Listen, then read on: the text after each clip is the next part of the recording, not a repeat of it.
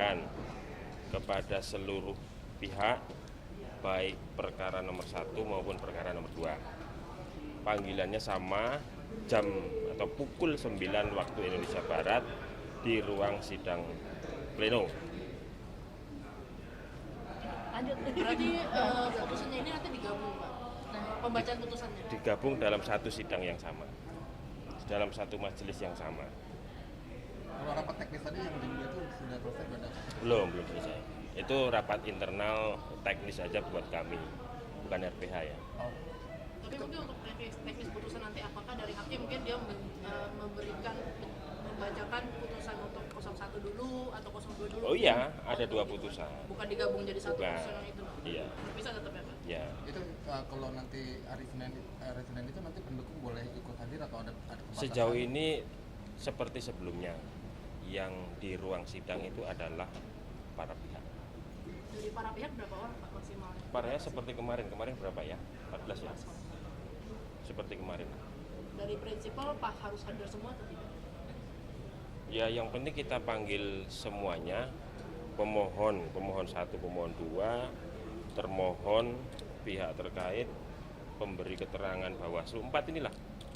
Untuk 2 perkara itu kan ada 8 surat yang kita kirimkan. Tapi itu berarti belum tentu diwajibkan ya, Pak? Untuk misalkan apakah dari Prabowo Gibran, misalkan mereka kan pihak terkait, apakah mereka juga diwajibkan untuk hadir di putusan? Lo pihak terkait juga dipanggil, kan pihak juga.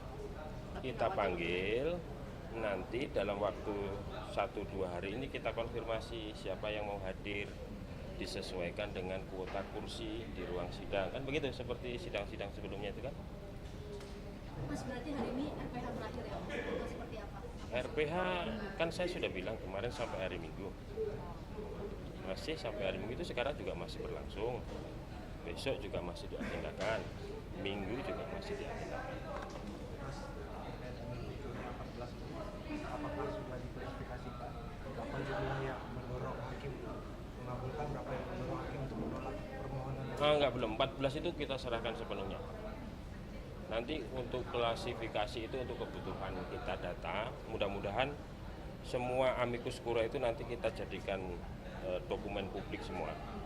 Jadi silahkan nanti yang mau mengklasifikasikan dari 44 yang sudah kita terima hari ini itu seperti apa substansinya. Kita tidak mengklasifikasikan, itu diserahkan ke hakim semua yang 14. Belum bisa baca sekarang? Belum, sedang kita proses ini, sedang kita data semuanya karena berdatangan terus ini kan. Mudah-mudahan dalam 1-2 hari kita bisa tampilkan di laman MK nanti. Berarti ini lagi dicermati para 8 hakim? Yes. 14 itu berarti paling tidak sudah diserahkan ya? Sudah dari awal. Sejak kita terima, kita administrasikan, kita serahkan. Terkait pengambilan keputusan nih Mas, dari majelis hakim, lewat musyawarah atau lewat voting dari mereka? RPH itu karena kita nggak bisa ngakses ya, RPH itu kan tertutup. Jadi saya nanti taunya sama seperti teman-teman, hasil RPH itu ketika nanti diucapkan itu kita juga beritahu apakah musyawarah mufakat, apakah seperti apa, nanti kita tahu itu di putusan di bagian akhir itu kan. Terakhir mengenai ini penegasan kembali terkait kan tidak mungkin deadlock katanya. Nah, mungkin bisa diulang lagi nih Mas soalnya kalau imbang gimana? Semua lembaga pengadilan dalam mengambil keputusan nggak mungkin deadlock. Itu kan keputusan di lembaga pengadilan manapun, termasuk di Mahkamah Konstitusi. Kalau suara terbanyak tidak bisa diambil, ya keputusan tidak bisa diambil dengan suara terbanyak, maka suara ketua sidang pleno itu menentukan. 8 hakim konstitusi ada 2 pendapat yang berbeda misalnya kan, ini contoh ya, 4-4, lalu mana yang menjadi putusan?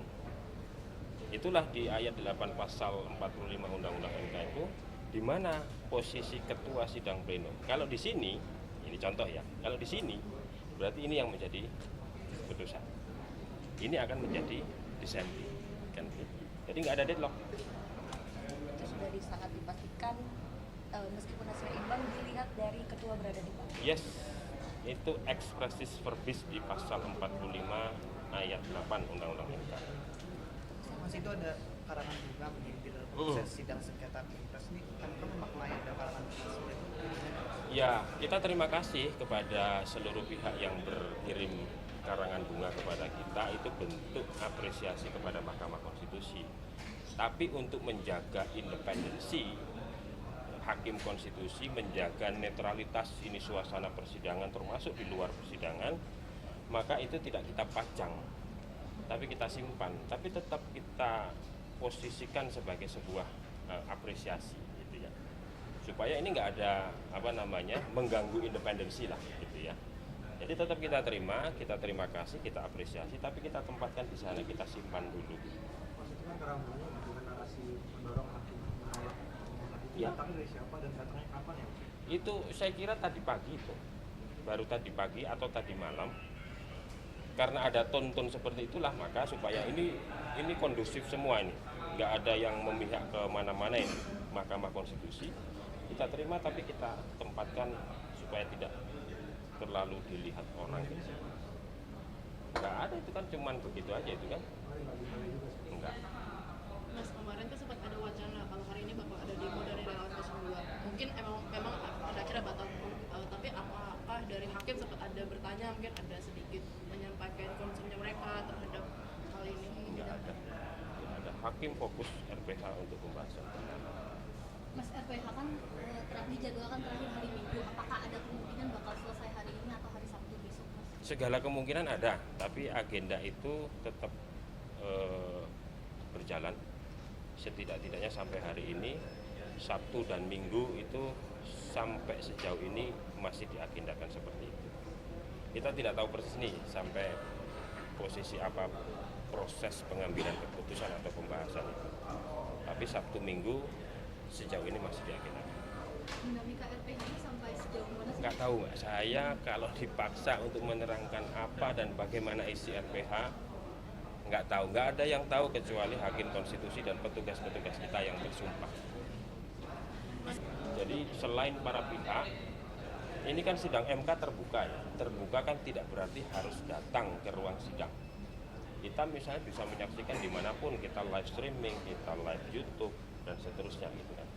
Jadi demi kondusivitas, ya para pihak yang memang berkepentingan langsung dengan perkara ini yang boleh atau kemudian dipanggil hadir langsung di ruang sidang. Berarti area MK steril dari siapa? Yes. Sudah ada konfirmasi belum Mas dari capres-cawapres apakah akan hadir? Belum.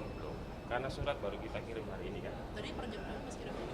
Tadi sebelum Jumatan. Tapi kalau dari MK sendiri berharap untuk capres-cawapres hadir atau Kita mah terserah saja, yang penting para pihak itu kita panggil, mau datang siapapun. Yang penting kita sudah panggil secara publik kan begitu. Mas, per hari ini kan ada 44 amikus kure yang diterima MK Iya. ya, Mas. Bisa dielaborasi lagi nggak kenapa hanya 14 yang diterima?